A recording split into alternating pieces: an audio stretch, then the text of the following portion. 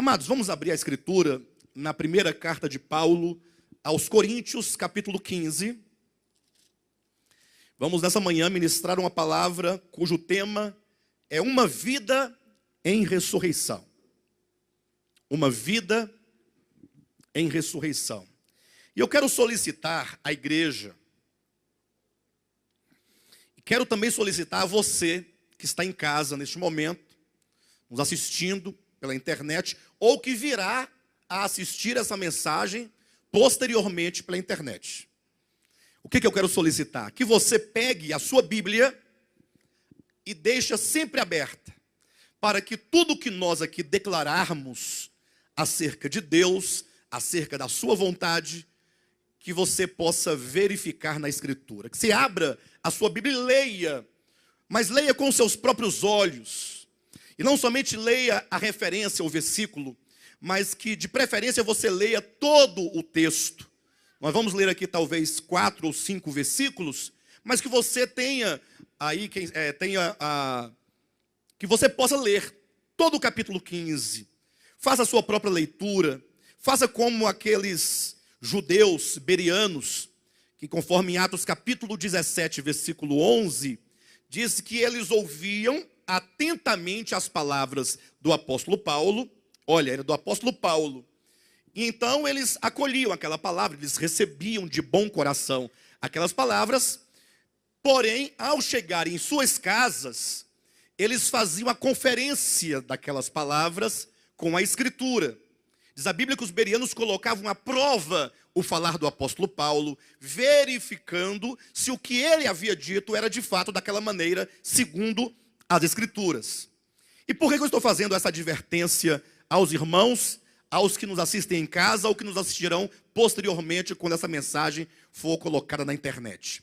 Isso porque os irmãos sabem que o Ministério de Volta à Palavra tem sofrido ao longo da sua história algumas resistências, sobretudo por parte do cristianismo, vamos colocar nesses termos.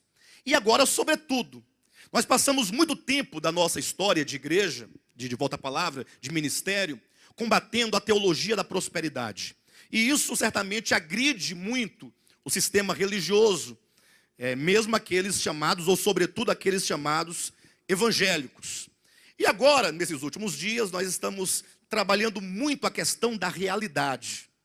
Ou seja, estamos saindo das sombras, das figuras, dos rudimentos, ou mesmo dos conceitos, para compreender no coração e no nosso entendimento a realidade da verdade acerca de Deus.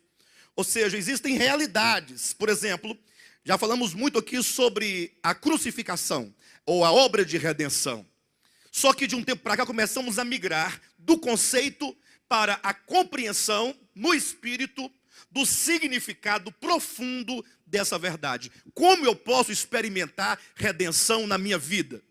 Se não por intermédio do Espírito de Cristo, que é o espírito de altruísmo, que é o espírito de abnegação, que sendo ele Deus, não julgou por usurpação o ser igual a Deus, antes se esvaziou e assumiu a forma de homem, a forma de servo.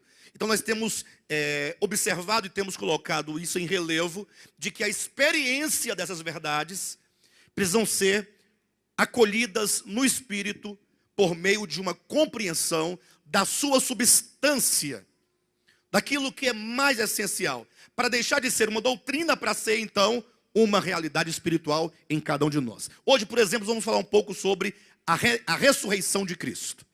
E então, em razão disso, logo, os inimigos da verdade, eles vão se levantar. Os irmãos concordam ou não? Ou seja, o sistema religioso caído, representado por aqueles líderes, eu não direi por todos os líderes, mas por aqueles líderes que se empenham pela preservação do engano. Aqueles líderes que estão de paletó, de gravata, de calça social, sapato vulcabrais, escondidos muitas vezes por detrás de uma aparência de cordeiro, e que eles não amam a verdade, não desejam a verdade, não buscam a verdade, e quando a verdade então chega às pessoas que estão sob as suas lideranças, eles então se levantam como tem acontecido recentemente, de um pastor, não sei o nome dele, mas já mandei um recado para ele, e posso mandá-lo agora diretamente, que ele me procure, porque eu quero conhecê-lo pessoalmente.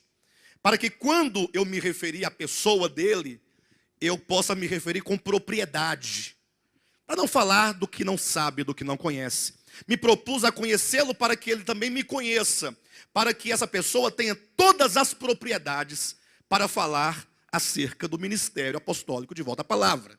Esse pastor de uma igreja presbiteriana já pegou a apostila do Querigma e ele deve ter assistido pelo menos umas 10 mensagens minhas no YouTube. E eu dou glória a Deus por isso. Que maravilha! Aí ele fez uma apostila de umas 10 páginas para combater o ministério de Volta à Palavra. E distribuiu lá na igreja dele. Só que o nosso irmão querido não sabe fazer a coisa certa.